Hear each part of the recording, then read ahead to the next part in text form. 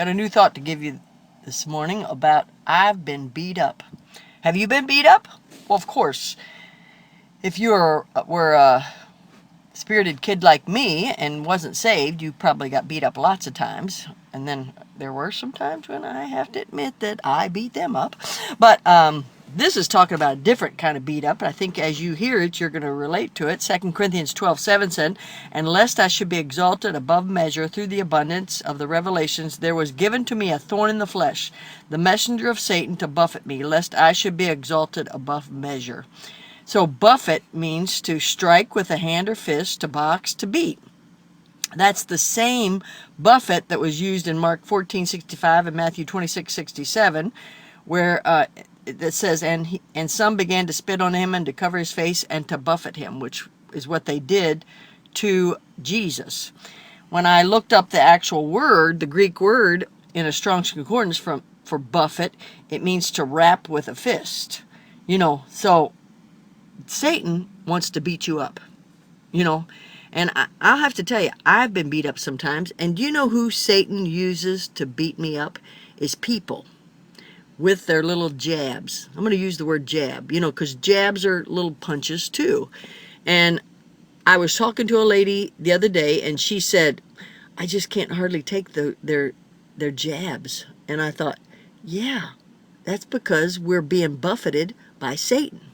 That's when Satan is trying to beat us up and he's trying to get us down. That's when he has these people that are in our lives that we love and are sincere people and are sincerely wrong because they say these little things, but they're jabs that can be used to make us feel discouraged about ourselves. That's what I feel a jab is. That's my definition. And all of you have people in your life like that, and I want you to be aware of them. Not that you hate them, not that you're mad at them, but just be aware who they are and the power they have to beat you up. See, 2 Corinthians 2:11 says, "Lest Satan should get an advantage of us, for we are not ignorant of his devices." Do you realize this is one of Satan's devices, that he wants to discourage you from the jabs and little things people say to you, like, "You cleaned that?" That would be a jab, as if to say, it doesn't look clean. "That's a new dress? Well, I wonder how much you paid for that." That's a jab, insinuating that you pay too much money all the time.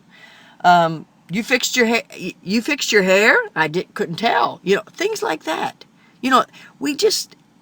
We toss lightly these little jabs that beat people up, and we don't even realize that Satan is using us to do that.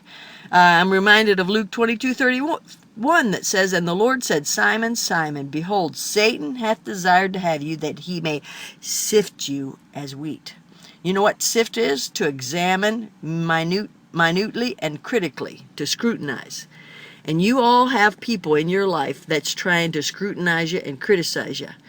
And let's just realize that that's what they are. They're critics. And those critics that give those little jabs, that try to hurt your feelings,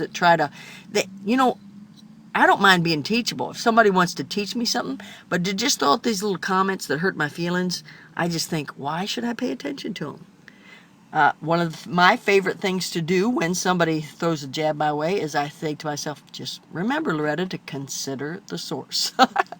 And you do well to do that also, because Satan wants to get you.